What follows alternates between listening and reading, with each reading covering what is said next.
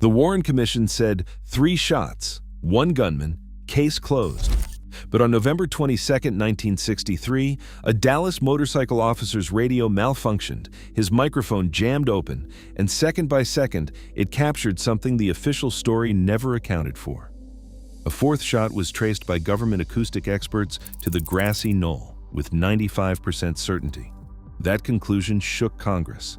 Then it was buried. The official story begins with a simple, unyielding framework. 3 shots, 1 rifle, a single man perched in the southeast window of the Texas School Book Depository. That is the version sealed into the Warren Report, published in September 1964 after a 10-month investigation led by Chief Justice Earl Warren and a panel of government officials. According to their findings, Lee Harvey Oswald acted alone, firing 3 times at President Kennedy as the motorcade passed through Dealey Plaza. The first bullet missed, the second struck both Kennedy and Governor Connally, and the third delivered the fatal head wound. Every piece of physical evidence, ballistics, eyewitness testimony, the rifle itself was marshaled to fit this sequence.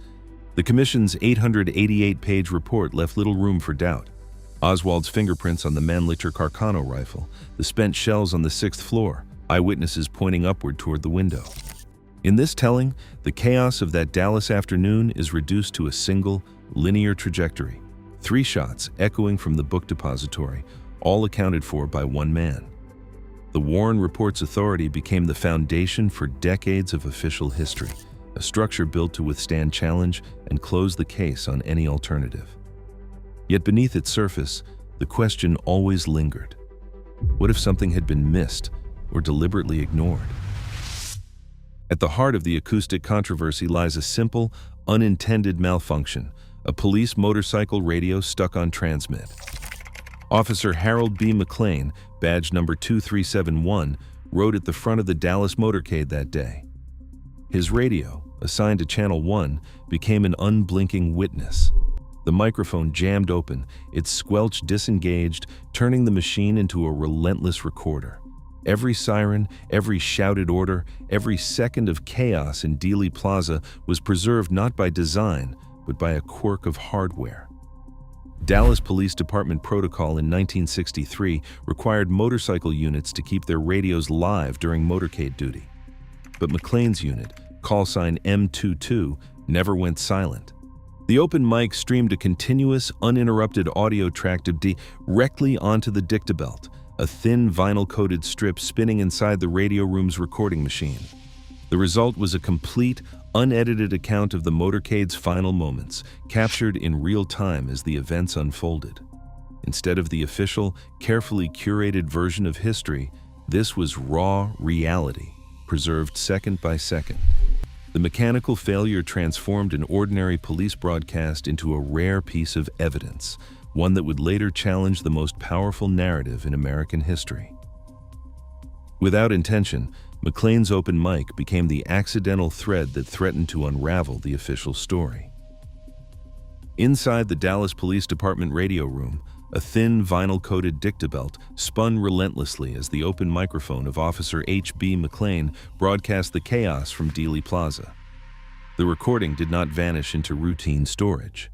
Evidence technicians, aware of the magnitude of the moment, slipped the Dictabelt into a sealed paper envelope stamped with the tag DPDE63 1122-001.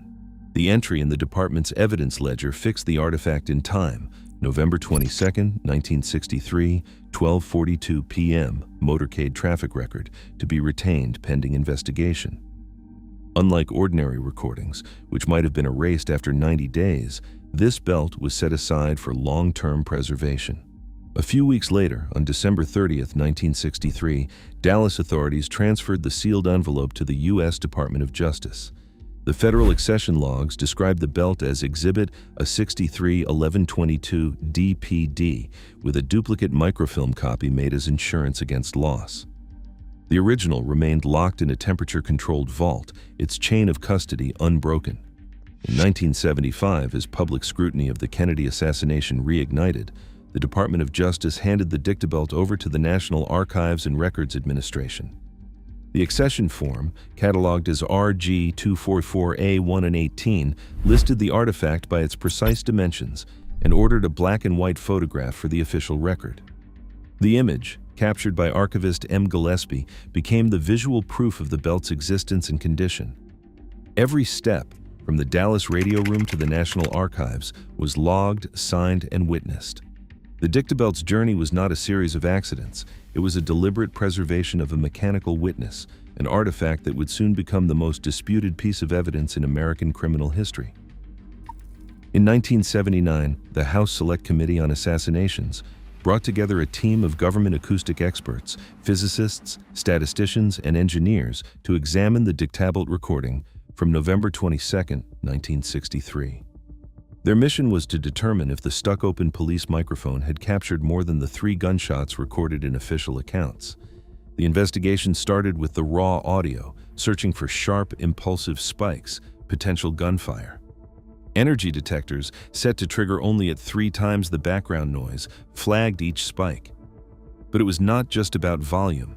Analysts studied how each sound echoed through Dealey Plaza, mapping the plaza's geometry and calculating the exact delays a real gunshot would produce as it bounced off buildings and concrete. Every impulse was tested against these theoretical echo patterns using cross-correlation algorithms, measuring how closely the audio matched the expected signature. To eliminate coincidence, the team ran Monte Carlo simulations, generating thousands of random noise samples, each subjected to the same rigorous criteria. Only impulses matching both the echo pattern and a strict statistical threshold remained. 4 impulses survived. The 4th matched the geometric delay vector of a shot from the Grassy Knoll. The final report was clear. The probability this impulse was genuine gunfire from that location was at least 95%. Mathematics and physics, not rumor, now challenged the lone gunman narrative. The acoustic team's findings sent a shockwave through the official timeline. Dictabelt impulses, each marked by exact timestamps, matched the Zapruder film, frame for frame. Every audio spike, each suspected gunshot, lined up with a visible jolt in the motorcade. The 4th impulse, the most controversial, struck just as Kennedy's head moved at frame 313. This alignment was impossible to ignore. On July 24, 1979, the House Select Committee report arrived in Congress. Its language was stark. The acoustic evidence now on file, reviewed by the National Academy of Sciences, indicates with a probability of 95% that a 4th shot was fired from the Grassy Knoll. That statement entered the congressional record and echoed through hearings, unsettling representatives. The Warren Commission's lone gunman conclusion, once unshakable, now faced a direct scientific challenge from a stuck police microphone. Political stakes rose instantly. For the first time, members of Congress read aloud that the evidence pointed to a possible second shooter. The Dictabelt forced the nation's leaders to confront the idea that the official story might be incomplete or even wrong. The timeline, once fixed by the Warren report, fractured.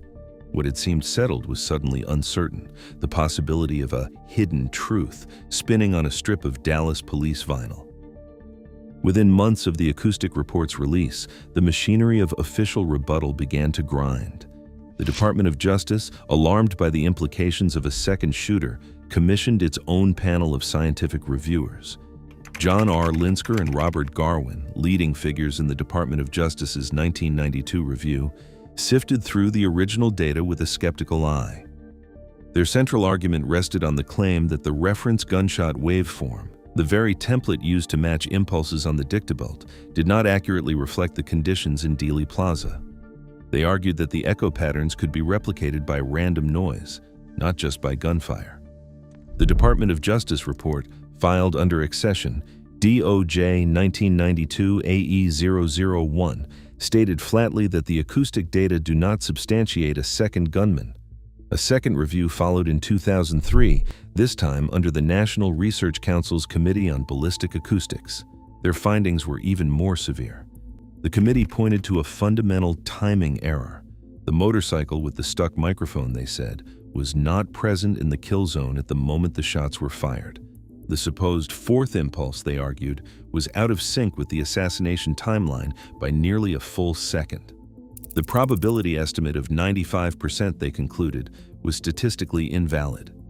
Both Department of Justice reviews circulated quietly through official channels, never drawing the headlines that greeted the original acoustic breakthrough. Their language was clinical, but the effect was unmistakable.